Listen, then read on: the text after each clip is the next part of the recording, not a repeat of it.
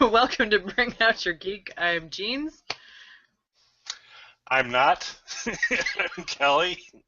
That's KELLYTHUL on Twitter. But I changed it to NOTGEANS, but currently Kelly. I suppose. I'm not spelling mine. You know what? I'll put it up. I'll put it up later. Cause mine works. Yeah, whatever. Neener. So this is another episode of Talkin' Walkin' Comics, covering Walking Dead issues 16 to 20. Yeah, and if I'm a little bit off track here at the beginning of the show here, it's because I am going into because I think I can put my name thing up, and I'm going to try to do it during the show, smart aleck, because I think I can. Did you fix your issue? Things got better, I think. Awesomeness. So we'll have to see here, but I'm hopeful. So I'm going to start with a quick review then of 15, just so we know where we left off. We lost Tyrese during a skirmish with the zombies, and Rick went back to shoot Shane because we now know that after Julie, Tyrese's daughter, died, she turned very quickly and came back and tried to eat him. So now we know that everybody comes back as a walker. Yeah, in a bad way. Not in a warm, fuzzy kittens way, but so Shane went to go take care of that. And Herschel found his twins beheaded, his two youngest. And something we did forget to mention that I just want to toss in here real quick because it does sort of come to a head later is... Good one. I know. Herschel kind of came in late to the double header, as a matter of fact. Oh, pun spotting. Painful puns. That's okay. We like those. Patricia and Tax Fraud Thomas begin to flirt, and we find out that Patricia and Otis are no longer together. It is a shallow gene pool there, and Otis, on the surface there, I mean, because Otis isn't, it doesn't seem like a prize, but right. I think you might want to investigate further before you start to flirt with the guys that are in the prison cafeteria. Yeah, and to be quite frank, I mean, Tax Fraud Thomas is not, I mean, not that Otis is a prize, but he's better looking than Tax Fraud Thomas, who's got the baldy comb over thing happening, and I don't know. Maybe it's just me. Yeah, apparently. Haven't really done a thoughtful evaluation of Otis versus Thomas. I could reflect on that, but I'll go with that. Sure. All right. Okay, so we open up with Axel, who's walks in on the girls showering for no apparent reason. It really serves no purpose at any point later in the comic other than just a whoops. I think for Axel it did. Yeah, he walks in on Lori and I think Carol. Yes. Okay. Because sometimes it's hard to tell. Yeah. And that comes up as we get through this and talk about it. There's a cover out of this series, and it's actually cover 20. I want to talk to you about a little bit because I'm not sure who's on cover 20. I think I know who's at cover 20. Well, we'll find out when we get okay. So I'm pretty sure it was Carol because Maggie's got that real short haircut now, and Andre is engaged elsewhere. Yes. And kind of all trolly. So. Yeah. So Carol is getting sort of consoled by Lori about Tyrese, who was lost during the Walker fighting skirmish. They left him in the gym, and so he's sort of assumed dead. And she kisses Lori. She does. Indeed she does, yeah, and causes a little bit of confusion there And things get a little awkward with the cranky pregnant lady, who actually handles it quite well considering how she behaves to everybody else. Yeah, that was actually kind of a surprise, but She was sort of even remotely graceful about it, which was unusual for Lori. although her Carol tolerance will diminish in future, Greatly. issues. This is true. Rick comes home, and they end up finding Tyrese alive. Yay! He made it out. And he reunites with Carol. Sorry. Okay. And then Andrea is attacked.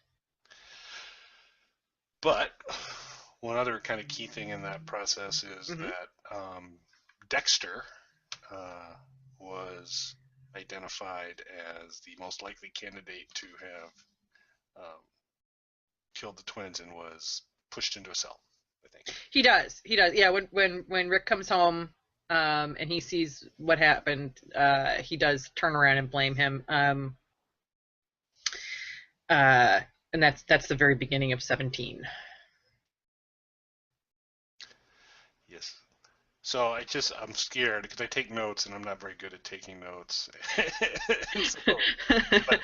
And I'm trying to figure out a delicate way to ask this question. So is Dexter right? Do I have his name right? Is it Dexter? Dexter? Yes. Dexter's the one that got okay. put in So the cell. Dexter's not a typical name for an incarcerated guy, I guess.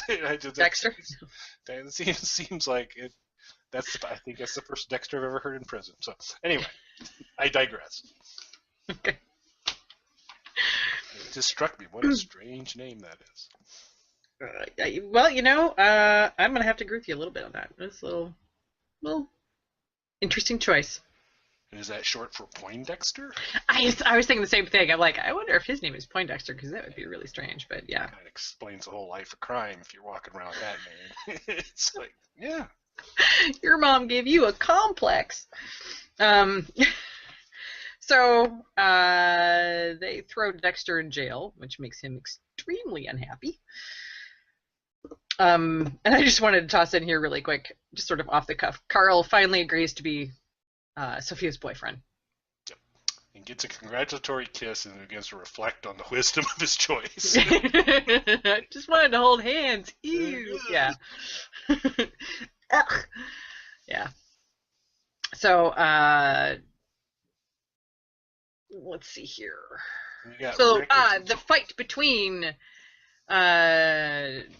Tax Fraud Thomas and Andrea breaks out into everybody, and they see what's happening. And Rick comes out and beats Thomas until his hand turns to goo. And goo and bones. And Thomas's face turns to goo as well.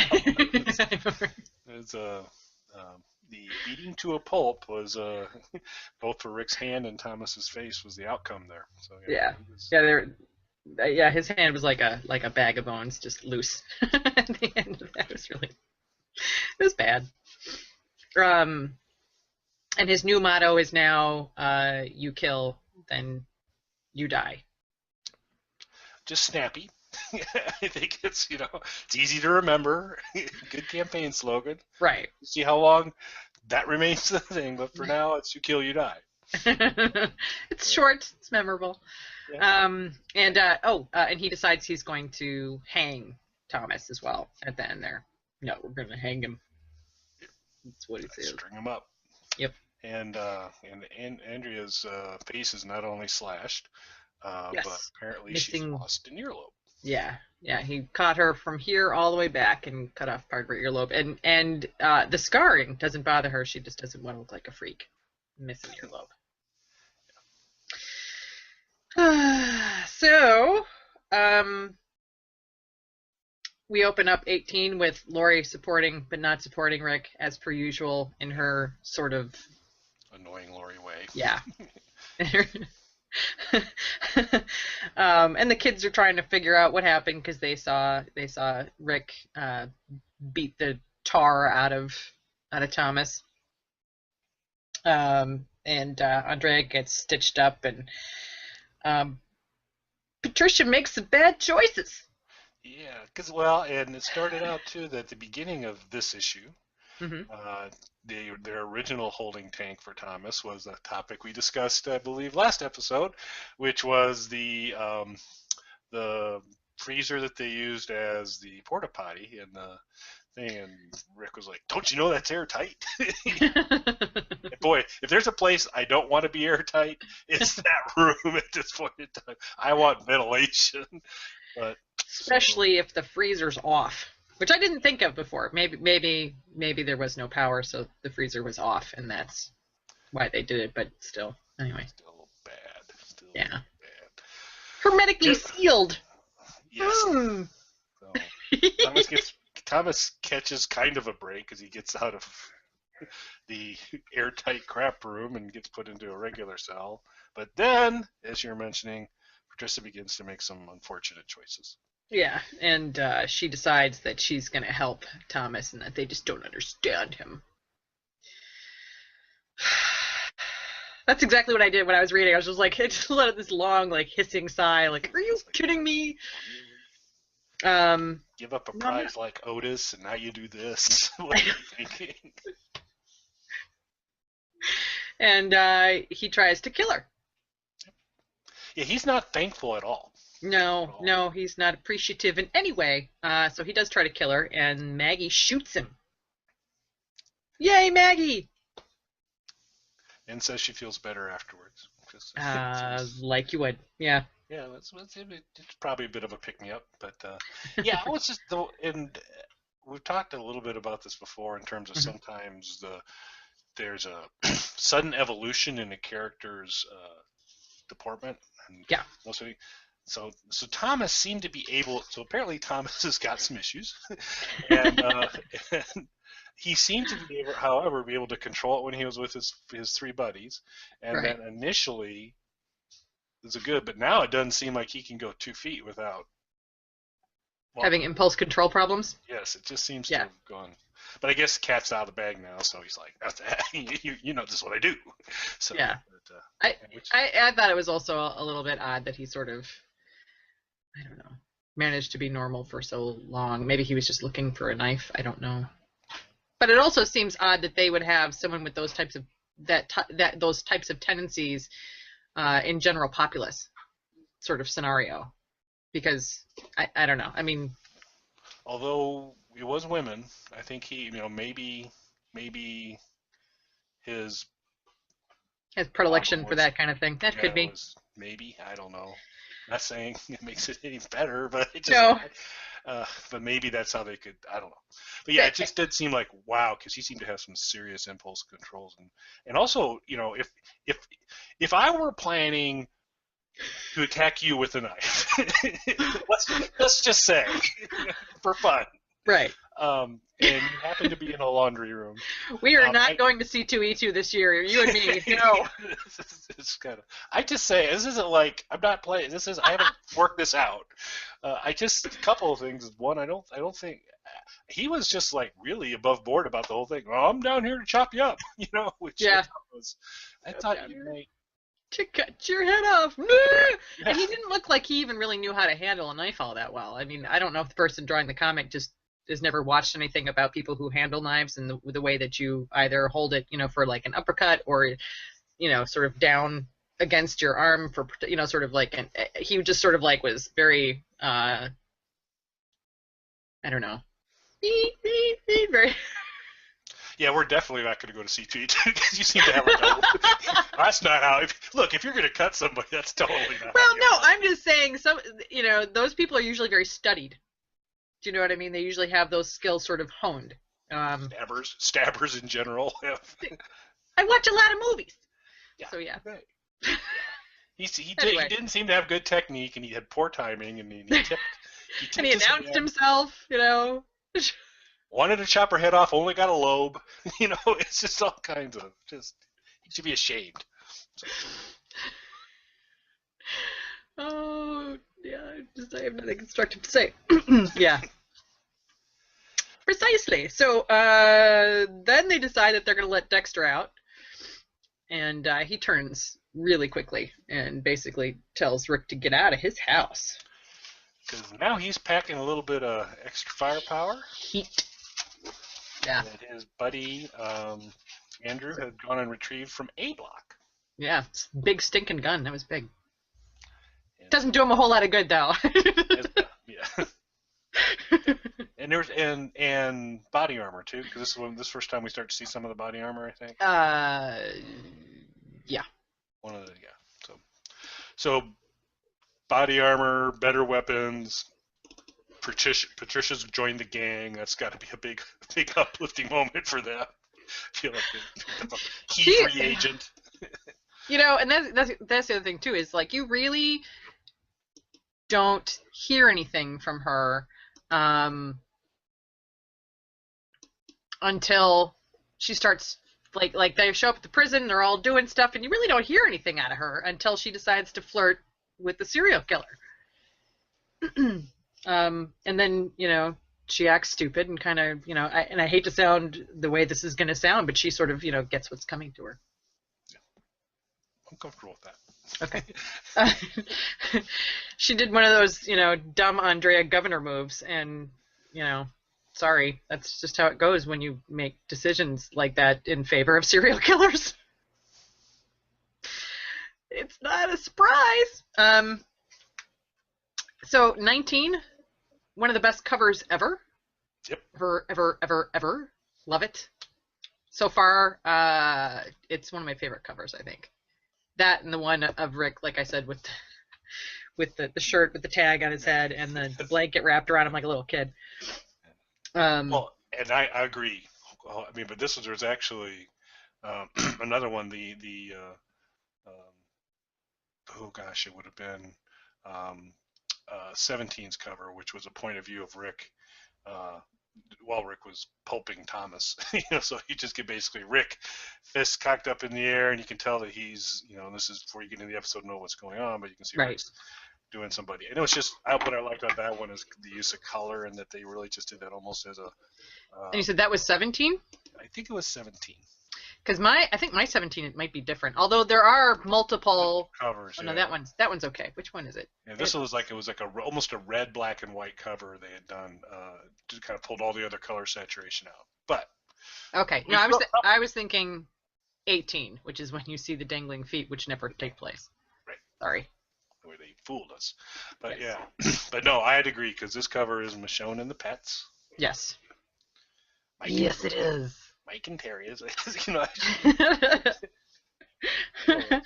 and she's coming along with Otis. Yep. In his wagon. Otis on his wagon. So. Yeah, and she helps him out, and I think that particular sort of skirmish takes place just outside the prison, is what it looks like. It is a little confusing because they were kind of, the way they did it, they were sort of bouncing back and forth, and everybody was slaughtering zombies. You just couldn't tell where exactly. What side of the fence it was happening on. Exactly. But my sense was Otis was outside trying to get in, but because everybody inside was otherwise occupied. The gates were not getting opened, and they were getting overrun on the outside of the gate because the gate hadn't been opened yet, and that's where Michonne did the Michonne stuff. Right. And I wasn't sure where the zombies came from on the inside either. A-block. Because Andrew forgot to close the door when he left. Oh, that's right. It's a whole unclean section, so. And, that's right. And Rick kind of like, you didn't close the door, did you? It was something along that lines. And I mean, it was true, but it was just kind of like, sure, turn the lights off when you leave the room. But so A-block. That's right. Is now open to the public.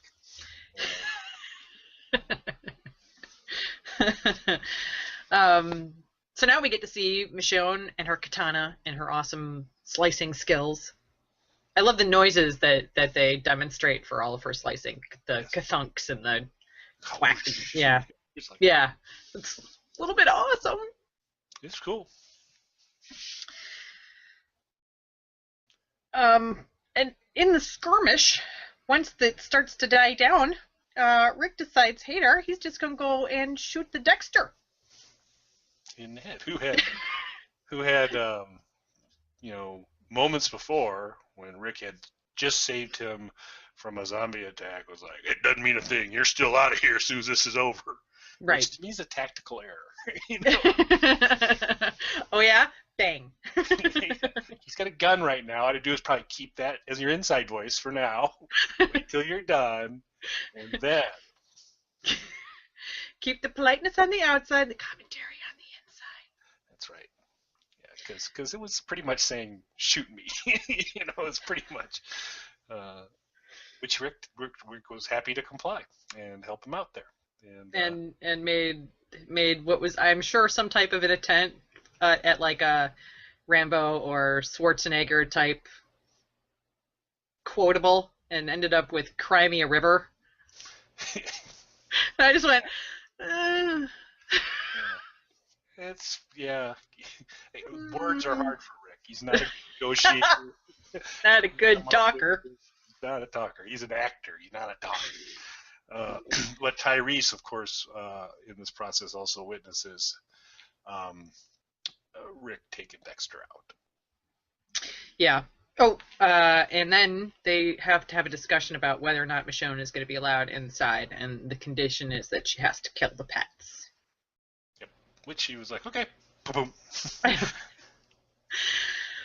Yeah, I really thought there would be more resistance on that the first time I read it, but I was real surprised too with the kind of but it'd been her, I guess they were her camouflage outside when she needed to survive that way, and right. Now I'm going in a place where I don't need to walk around with camouflage, so I guess. But yeah, she was really, she didn't bat an eye on giving her weapon up, on getting rid of those, her Terry and Mike.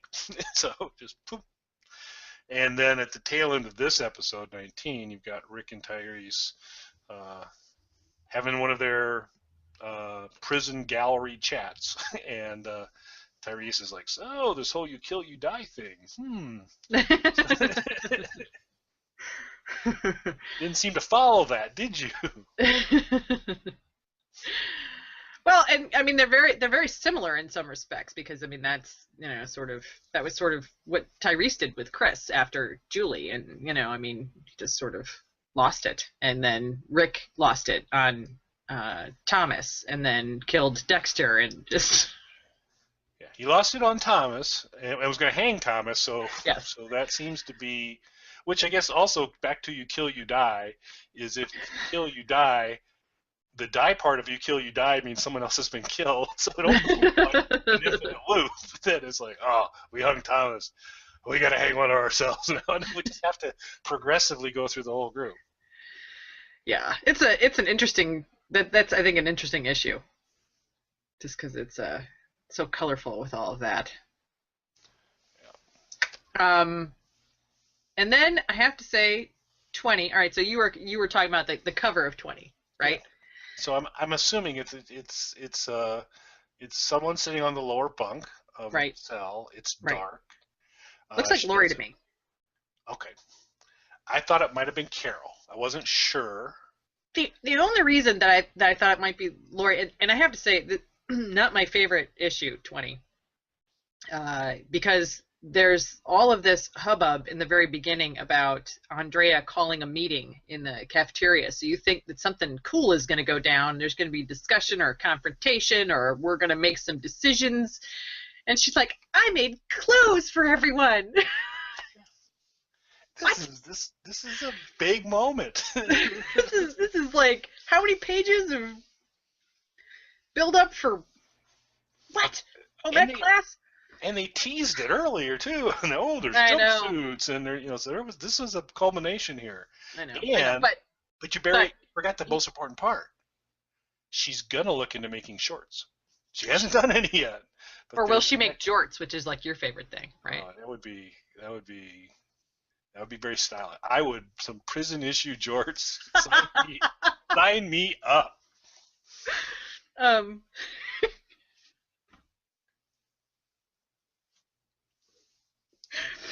sorry. A little bit of a tough image there. I know. It's just we had that lengthy discussion about Daryl and Eugene wearing jorts, and I just Okay. Still could happen. I think it's back in episode 38. If you want to go back and watch it, we talked about the Walking Dead fall finale, and that came up, and it was just so. Lori doesn't make it down to that very important life-altering meeting, and I think that's probably the only thing I could think of was that was her because she, he said she didn't feel well. Okay, that could be. Meh. I don't know. Yeah, we can call that big meeting Jortgate. I'm writing that down. Oh, that's gonna be a title of an episode. So we also we find out another thing in this that works against Otis at this point. We find out he's a great big bigot and a racist. Just a little bit. And he uses nasty words. Yes, he did. And again, this does seem to be a little bit of the issue of a lot of energy for little payoff. So you do get that, which does nothing. First of all, obviously doesn't do anything to endear you to the Otis character. Doesn't advance anything or explain motivations or anything like there. And then but the other part, the whole upshot when he gets to use that language, or when he decides to use that language rather, is he's just going up to Patricia to say, nobody else is talking to you. Guess what? I'm not talking to you either. It's like, Neener. Yeah. Wow. And then he worked in some other unfortunate language during that time, but that is I mean, if there was anything that you were going to use to design hatred towards a particular character, using that particular N-word is probably at the top of the list. I think it's it's a good way to go. And Patricia should she's all pouty and sitting in a chair, in the middle of the yard. In the middle of the yard, all alone. People are playing and walking around. Just to draw, look how alone I am. Just like, how could I possibly? She's lucky they don't have her in a cell. I was like, really, why don't you just go sit in front of an open window and rock like in St. Elmo's Fire? Like, how much more drama do you really need to buzz up here, Patty?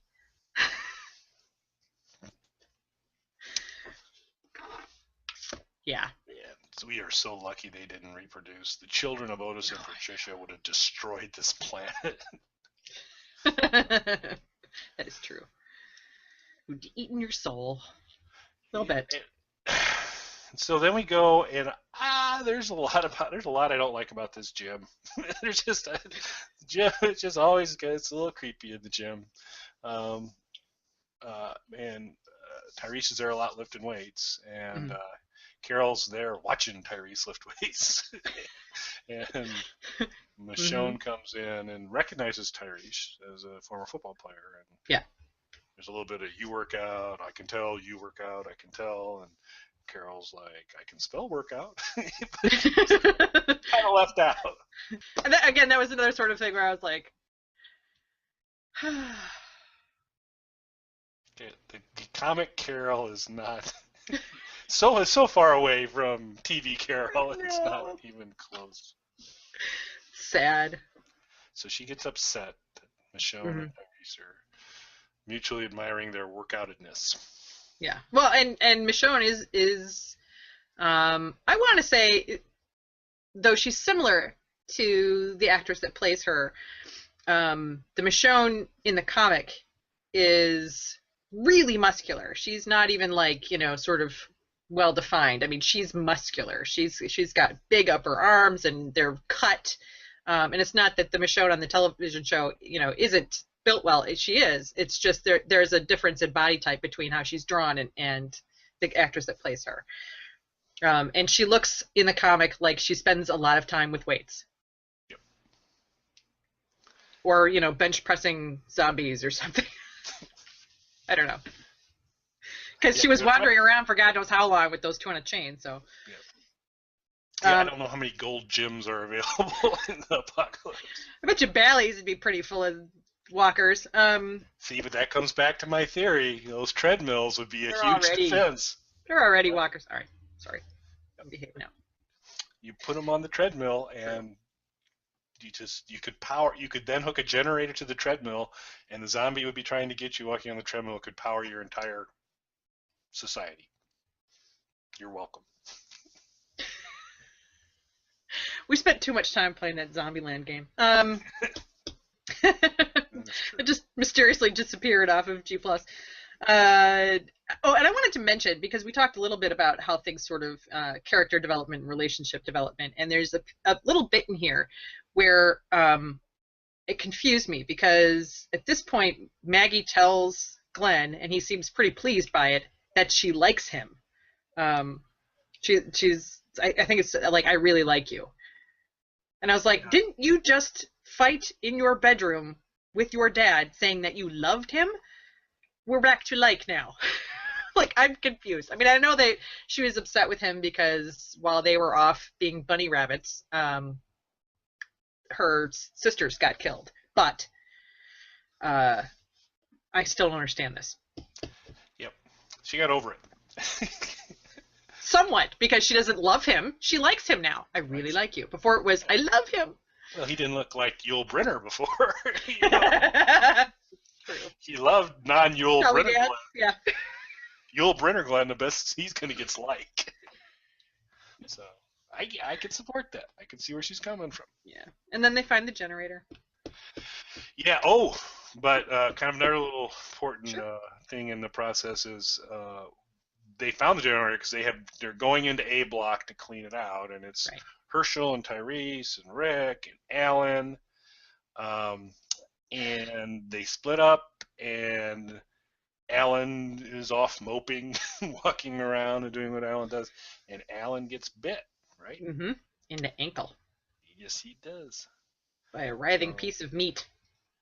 It wasn't even like a full attack zombie. It was just like he walked by it and went, ah. That was it. zombie kind of got him. Yeah, it's like so. Alan's been bitten now. Yeah. Which children? Cry me river. Yeah, Cry me river. It's like, you like that? He's just using it all the time now. Lori, Rick, I think the baby's coming. Cry me a river. He's just gonna keep bringing it up. Oh, it's funny. Yeah. So we get the idea from here on that they are going to have some level of power, probably running, like heated water and the ability to cook. I don't know quite how they were cooking in the kitchen before, but whatever. Yeah, I mean they talk a Because lot they did about have skills. meatloaf.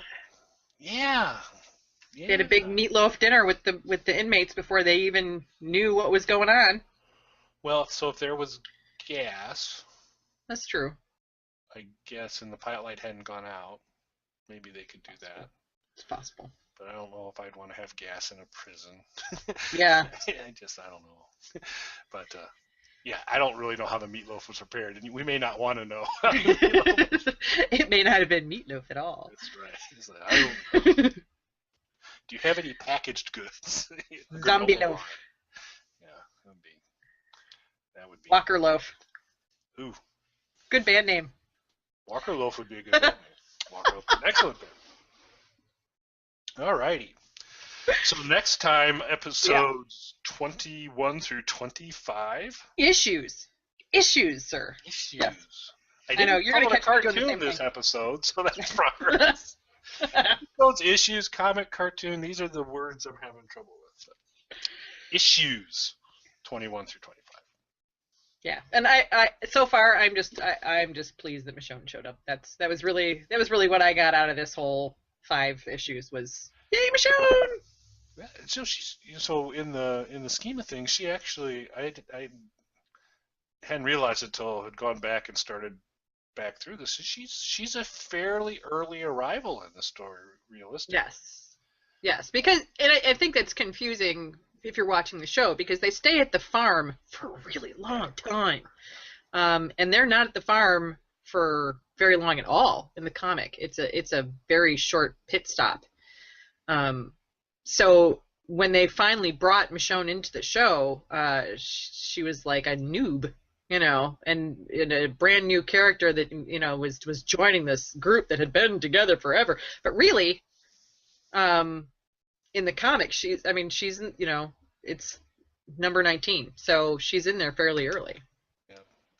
And in the comparison of the comic to the television show, my kind of geek out moments of when I'm watching Walking Dead on TV and then it kind of hits a tone from the comic.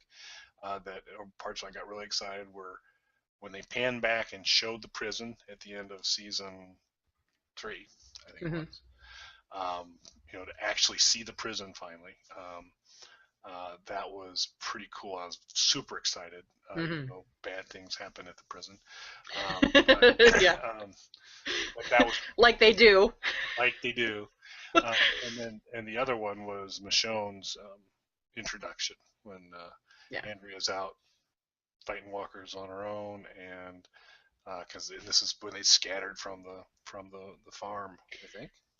Okay. And Michonne shows up and takes them out. And again, they pan back, and you've got a cloaked figure with 2 zombies on chains. And so, from a comic reader standpoint, you know that. So, Right.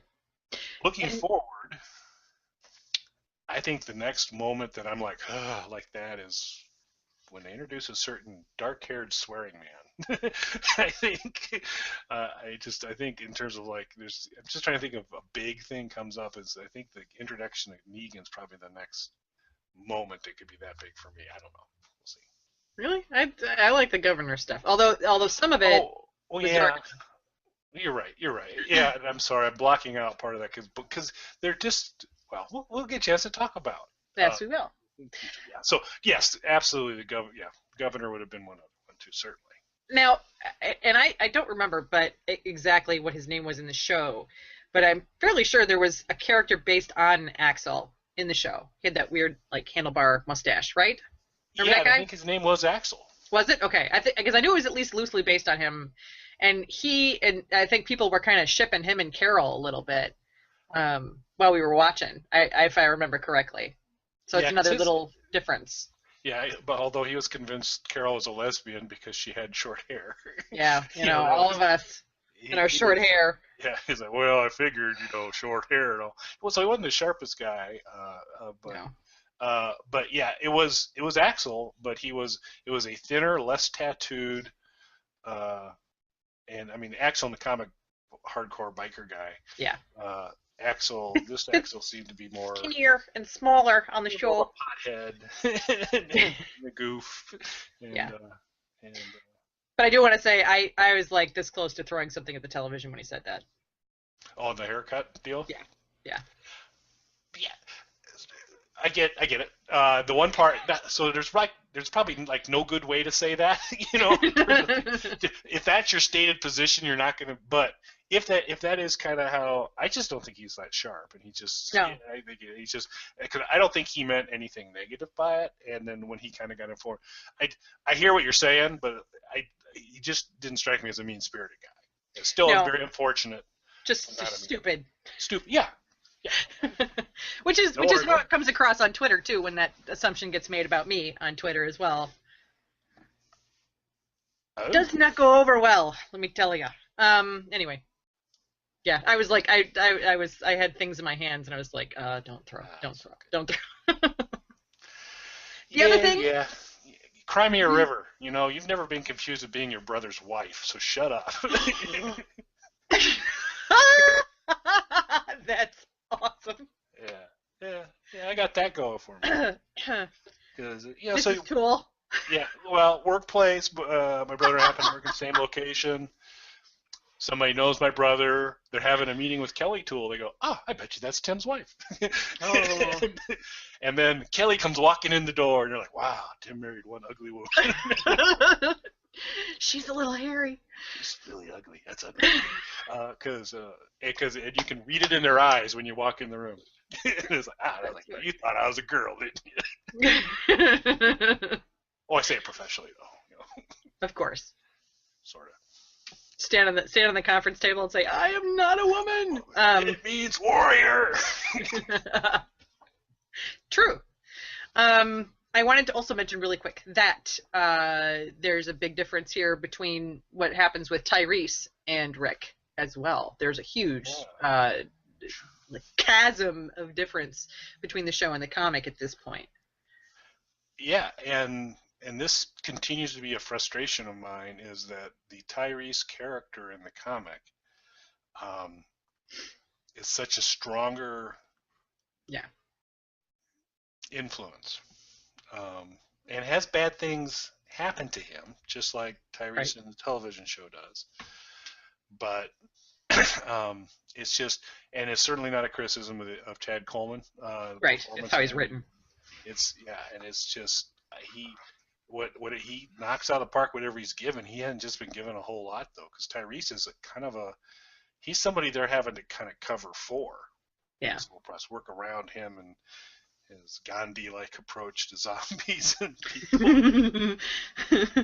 hmm Yeah, and in the show, he's so very wishy-washy, and again, I stand by it. I think most people would kind of bounce back and forth, just not to such extremes.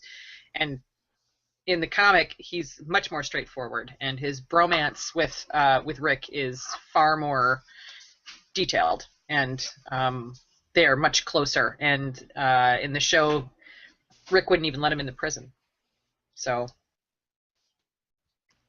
it's very different. And of course, things come around later, but Yep. And there's also it's a deeper, stronger relationship on the positive side. Also in the comic, um, coming up soon, we'll talk about what happens when Rick and Tyrese don't see eye to eye. On yes, some significant points, is that there's some interesting things. absolutely. Yes, there's some good stuff coming up. Yes, indeed. Excellent. All right, I think we're gonna leave it here then. I'm Jeans. That's Kelly. Join us for the next episode, and that's 21 to 25, right? Yes, indeed. All right. Excellent. A Good silver anniversary. night.